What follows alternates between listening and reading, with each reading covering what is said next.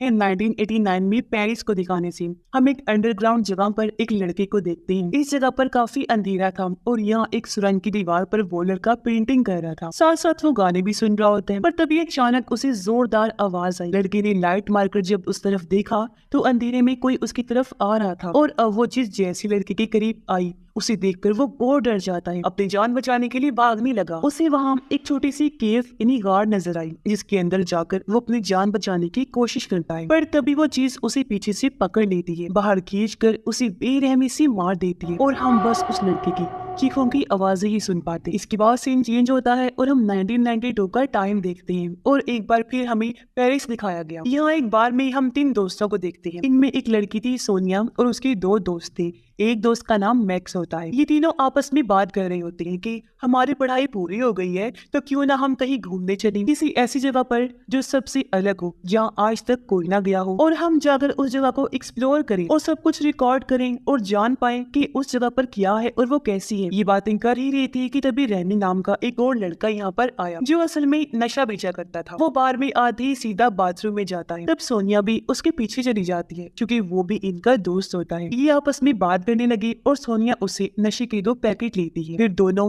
कल होने वाली पार्टी के बारे में बात करने लगती है, जिसके बाद सोनिया और उसके दोनों दोस्त घर जाने के लिए निकलते हैं क्योंकि तीनों का एक दूसरे के अलावा कोई नहीं था, इन तीनों की ही फैमिली थी। पर हम देखते हैं कि 2 आदमी इनका पीछा कर रहे हैं जो बाहर से इन पर नजर रखी हुई थी। पर इस चीज से अनजान वो लोग घर आकर सो जाते हैं। तभी सोनिया देखती है कि वो लोग इनके घर घुस आए हैं और एक आदमी इन्हें मारने लगता है जबकि दूसरा सोनिया को जान से मार डालता है। पर तभी अचानक सोनिया की आंख खुल जाती है। वो काफी घबरा गई पर ये सोचकर उसी तसल्ली होती है कि थैंक गॉड ये सपना था और वो फिर से सो जाती है। अब अगले दिन तीनों दोस्त अच्छे से तैयार होकर पूरी तैयारी के साथ निकल पड़ते हैं क्योंकि ये अपने प्लान के मुताबिक किसी जगह पर जा रही थी उसे एक्सप्लोर करने, और मैक्स सब कुछ अपने कैमरे में रिकॉर्ड कर रहा होता है। थोड़ा दूर चलने पर इन्हें रैमी दिखाई देता है जो भी इनके साथ जा रहा था और ये लोग आगे बढ़ जाते हैं। रैमी ने बताता है कि एक मेट्रो स्टेशन है जिसके पास ही एक टनल सुरंग है, उसके नीचे एक अंडरग्राउंड जगह है जहाँ बहुत सारी सुरंगे और केव्स हैं, तो हम वहाँ जाएंगे एक्सप्लोर करने। जिसके बाद ये लोग आगे बढ़े और एक सुरंग से होकर गुजरते हैं। यहाँ मैक्स रैमी से पूछता है कि जिस अंडरग्राउंड जगह पर हम जा रहे हैं वो सेफ है ना, वहाँ कोई खतरा तो नहीं और वो जगह देखने के लायक है भी या नहीं। रैमी कहता है यार वो जगह अच्छी है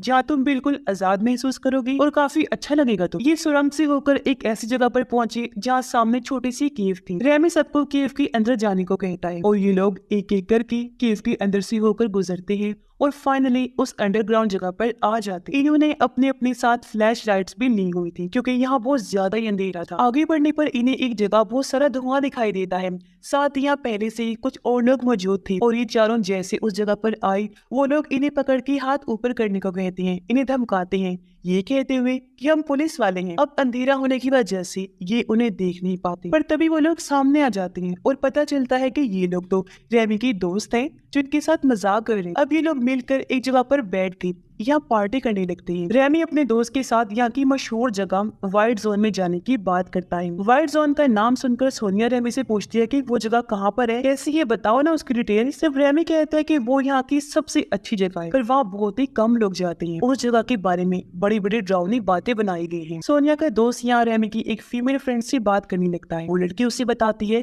कि मैं यहाँ सिर्फ इसलिए आई हूँ क्योंकि मेरा भाई यहाँ खो गया है जिसे मैं ढूंढने आई हूँ, बाकी मुझे इस तरह की जगह पर आने का कोई शौक नहीं है। तब सोनिया का दोस्त भी उसे अपने बारे में बताता है कि मैं भी अपने मॉम डैड के साथ नहीं रहता और मेरी फैमिली सोनिया और मैक्सी। अब सोनिया इन दोनों को बात करते हुए देखकर खुश हुई, इनकी वीडियो बनाने लगती। जिसके बाद ये चारों लोग आगे की जगह को एक्सप्लोर करने के लिए निकल जाते हैं। अब रैमी के पास एक नक्शा था जिसे देखकर ये लोग आगे बढ़ रहे हैं। नक्शा देखकर रैमी इन्हें बताता है कि हम पेरिस की सबसे बड़ी बड़ी बिल्डिंग्स के नीचे हैं। अब जब ये लोग आगे बढ़े तो इन्हें कुछ लोगों की आवाजें आने लगी जो सुनकर ये चुप हो जाते हैं। जिन लोगों की आवाजें थीं उनमें से एक बाहर आकर वहाँ टॉयलेट करने लगता है। ये देखकर उन चारों को बहुत बुरा लगा और वो उस आदमी को धक्का मारकर भाग जाते हैं, पर वो लोग इन चारों का पीछा करने लगे और आखिरकार इन्हें पकड़ लिया जाता है। ये एक गैंगस्टर्स का ग्रुप था जो लोग काफी खतरनाक थी। वो इन चारों के साथ काफी बुरा सलूक करने लगी। इनका हेड सोनिया के पास आकर उसे बालों से पकड़कर मारने लगता है। फिर वो सोनिया को छोड़कर तीनों के पास आकर उन्हें मारने लगता है, पर सोनिया गन लेकर उन लोगों पर तान देती है। वो फिर हेड के कान पर गोली मार देती है जिससे सारे लोग काफी घबरा जाते हैं। गन पॉइंट पर सोनिया फिर अपने दोस्तों को लेकर यहाँ से आगे भाग जाती है। इससे ये चारों काफी घबरा गए। मुसीबत की बात तो ये थी कि वो बुरी तरह यहाँ पर अपना रास्ता भटक गई थी, इसलिए बाहर जाने का रास्ता ढूंढने लगते हैं। ये लोग एक ऐसी जगह पर आ पहुँचते हैं जहाँ बहुत सारा पानी खड़ा हुआ था। यहाँ चूहे भी बहुत ज्यादा थे। ये देखकर इन्हें काफी अजीब लगा, पर वो जब दूसरी साइड पर आई तो एक नई ही जगह पर आ जाती है। यहाँ की दीवार पर बहुत सारे लोहे के हैंडल्स लगे हुए थे जिन्हें ऊपर चढ़ने के लिए इस्तेमाल किया जाता है। अब एक हैंडल को जैसे रेमी पकड़ता है वो दीवार से अलग हो जाता है, यानी कि इस जगह से ये बाहर नहीं निकल सकती। आगे बढ़ने पर इन्हें एक आदमी दिखाई देता है जो रेमी का दोस्त होता है। रेमी उससे बाहर जाने का रास्ता पूछता है तो वो उन्हें एक सुराख जैसी जगह दिखाता है जिसके अंदर बारी बारी ये जाते हैं और दूसरी साइड पर आ जाते हैं। यहाँ पर भी कुछ लोग मौजूद थे। अंधेरा भी बहुत ज्यादा था तो ये अपनी अपनी फ्लैश लाइट्स ऑन करके आगे बढ़ने लगे, पर तभी सोनिया के दोस्त का पैर एक गोल लोहे की व्हील में फंस जाता है जो असल में एक ट्रैप था, यानी किसी को पकड़ने के लिए लगाया गया जाल, जिसमें फंसने से उसे काफी चोट लग जाती है और वो दर्द से चिल्लाने लगता है। ये लोग मिलकर जैसी तैसी उसके पैर को ट्रैप से आजाद करवाते। तभी यहाँ रेमी की फीमेल फ्रेंड आकर उससे बैग छीन लेती है और आगे बढ़ जाती है। हालांकि रेमी उसे अकेले जाने से मना कर रहा था लेकिन वो नहीं रुकती। इन्हें एक छोटी सी जगह नजर आई। ये सोचते हैं कि जरूर ये बाहर जाने का रास्ता है, इसलिए ये सोनिया के जख्मी दोस्त को उसके अंदर करके दूसरी तरफ भेजने लगती है। पर तभी अचानक वो जगह टूट जाती है और ये लोग उसे बाहर निकाल देते हैं और सोनिया का दोस्त बाल बाल बचता है। अब ये लोग रेमी की फीमेल फ्रेंड को ढूंढने निकल पड़े। ये एक ऐसी जगह पर पहुंचे जहाँ एक और ट्रैप लगाया हुआ था जिसकी तार को ये देख लेते हैं, इसलिए ये आगे नहीं बढ़े, रुक जाते हैं। पर तभी इन्हें अपने पीछे से जोरदार ड्राउनी आवाजें आने लगी, इसीलिए वो बिना तार से पैर को टच किए आगे बढ़ जाते हैं। मगर जो भी चीज इनके पीछे थी उसकी आवाजें काफी तेज होती जा रही थी। सबसे आखिर में मैक्स बचा था जो इन सब चीजों की वीडियो रिकॉर्ड कर रहा था और वो चीज आखिर यहाँ पर आ ही जाती है जो दरअसल एक वुल्फ भेड़िया था जिसे कैमरा के जरिए मैक्स तो देख लेता है पर बाकी लोग नहीं देख पाते। और अब मैक्स भी इनके पास पहुंच गया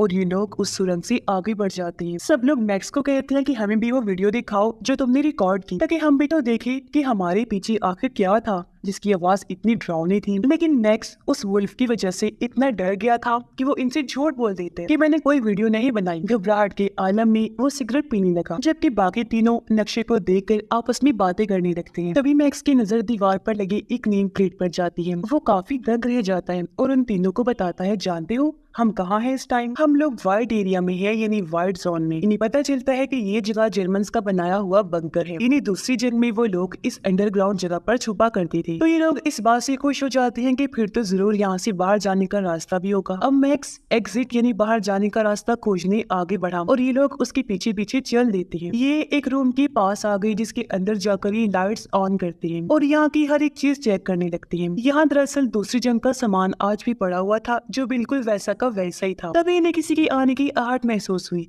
ये जब चेक करते हैं तो इनकी होश उड़ जाती है क्योंकि वहाँ रेमी की दोस्त थी जिसकी हालत बहुत खराब थी क्योंकि उसका एक हाथ कट चुका था और चेहरा कौन से लथपथ था, वो पूरी जख्मी थी। देखने से लग रहा था जैसे उस पर किसी ने बेरहमी से हमला किया है। जो चीज जाहिर है और कुछ नहीं बल्कि वो वुल्फ होगा। वो रो रही थी, इनसे मदद मांग रही थी, पर अब अचानक भेड़िया फिर से आकर उस पर हमला कर देता है। वो पूरी तरह से उस पर झपट पड़ा जो देखकर मैक्स फौरन दरवाजा बंद कर देता है और ये लोग बाहर उसकी चीखें ही सुन पाते हैं, यानी कि भेड़िए ने उसे चीर फाड़ करके मार डाला। इस वजह से वो चारों काफी डर जाते हैं, बहुत परेशान भी थे। एक जगह पर बैठकर सोचने लगते हैं कि अब आगे क्या करें, आखिर कैसे जगह से निकलें। अब यहाँ के सारे सामान को चेक करके मैक्स सारी बात समझ जाता है। वो कहते हैं कि यहाँ जो जर्मन सिपाही रह रहा था दूसरी जंग के दौरान वो 18 साल का होगा और अब तकरीबन उसकी उम्र 64 साल हो गई होगी। और जहाँ तक मेरा ख्याल है वो कहीं और नहीं बल्कि अभी भी यही रह रहा है क्योंकि उसका ये सारा सामान ताजा हालत में वैसा का वैसे ही पड़ा। तभी रेमी को एक बक्से से एक बड़ा सा चाकू मिला। अचानक सोनिया का दूसरा दोस्त इन्हें आवाज लगाकर दूसरे रूम में बुलाने लगा और जब भी वहाँ जाकर देखते हैं इनकी तो होश उड़ जाती है क्योंकि वो पूरा कमरा खून से लथपथ था। वहाँ लाशों के ढेर लगे हुए थे, यही नहीं बल्कि इंसानी जिस्म के हिस्से भी पड़े हुए थे। उस मांस को चूहे भी खा रहे थे। पर ये सब देखकर इन लोगों की हालत खराब हो जाती है। ये सोच भी पड़ जाती है कि आखिर ये कौन कर रहा होगा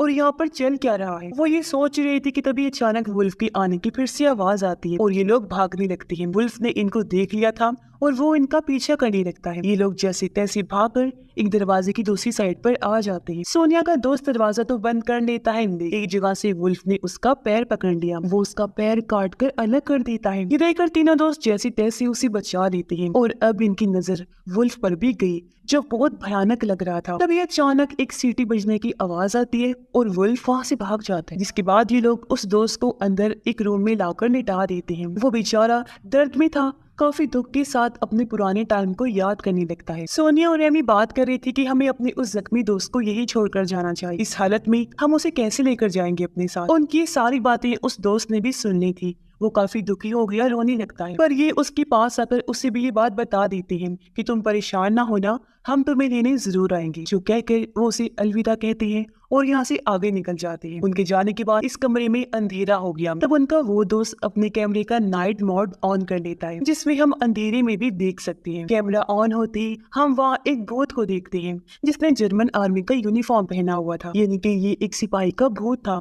और वो सोनिया के दोस्त पर हमला करके उसे मार देता है। वो तीनों जब जा रही थी तो तभी वो जर्मन सोल्जर का भूत उनके सामने आ जाता है। उसका चेहरा इन्होंने देख लिया था और ये लोग डर के भागने लगते हैं, पर अब वो जर्मन भूत भी इनका पीछा करने लगता है। लेकिन तभी अचानक इनका ध्यान नहीं रहता और रेमी का पैर उस तार वाले ट्रैप से टकरा जाता है, जिसमें फंसकर वो ब्लास्ट हो गया, यानी कि फट जाते हैं और उसकी पूरी तरह मौत हो जाती है। सोनिया और मैक्स जो जिंदा बच गए थे काफी घबरा जाते हैं कि हम 4 में से बस 2 ही रह गए हैं। ये लोग अब उस सुराग जैसी जगह के पास जाते हैं जहाँ से ये इस तरफ आई थी। ये देखकर काफी डर जाते हैं कि वो जगह तो बंद कर दी गई है। ये बॉम्ब फेंक कर उस होल को खोलने की कोशिश करते हैं, मगर इनका बॉम्ब उस जगह पर ब्लास्ट ही नहीं होता। और अचानक सोल्जर का भूत भी इनके पास आ गया। उसे देखकर मैक्स उससे लड़ने लगा, मारने की कोशिश करता है, लेकिन वो भूत ही मैक्स को मार डालता है। तभी बॉम्ब भी फट गया और होल खुल जाता है। तब उसके अंदर जाकर सोनिया दूसरी तरफ चली जाती है। वहाँ आकर सोनिया बहुत सारी लाशों को देखती है। डरी तो वो पहले भी हुई थी, लेकिन अब उसकी हालत और खराब हो जाती है। लेकिन जैसी तैसी खुद को संभालते वो आगे बढ़ गई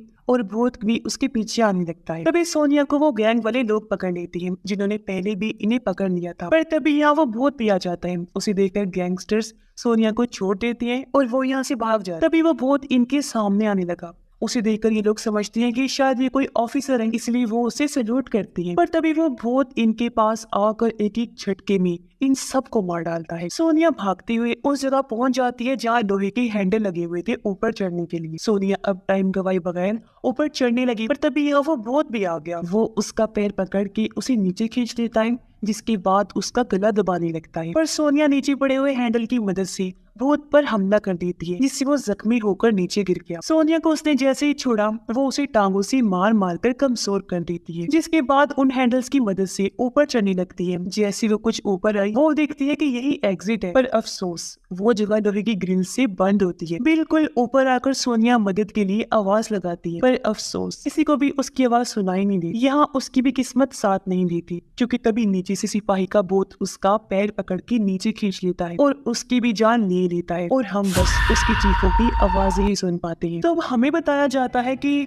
उन तीनों दोस्तों को क्या पता था कि वहाँ जाने के बाद कभी लौट के हम वापस नहीं आएंगे, हमारी मौत हो जाए। अब उन्होंने इंजॉय करना ही था तो कहीं और चले जाते। उन्हें इस जगह के बारे में कुछ भी पता नहीं था और वो यहाँ एक्सप्लोर करने आ गई, जो इनकी सबसे बड़ी गलती थी और इनकी जान लेने की वजह बनी। तो ऐसे किसी भी चीज के बारे में जब तक आपको पता नहीं होता वो काम नहीं करना चाहिए। अब करें बात उस सोल्जर की, वो दूसरी जेल में वहीं फंस गया होगा और बाहर निकलने का रास्ता उसे नहीं मिला, तो यही रह रहकर उसकी मौत हो गई और फिर वो बन गया एक भूत, जो यहाँ आई लोगों पर हमला करता है और उन्हें खाकर ही अपनी भूख मिटाता है। और बस इसी भयानक एंडिंग के साथ ही ये कहानी भी इधर ही खत्म हो जाती है।